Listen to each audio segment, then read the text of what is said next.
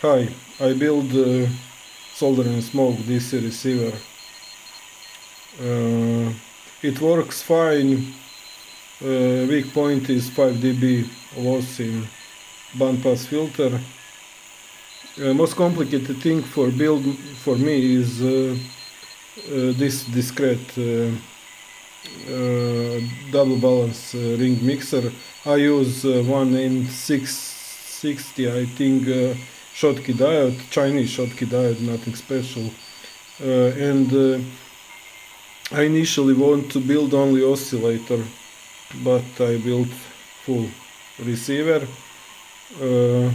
I use magnetic screw, but better option is no magnetic screw like brass screw. Oscillator is pretty stable, even with this Chinese nothing special capacitors. Amplifier works fine with some modification minor for better stability. Bye bye.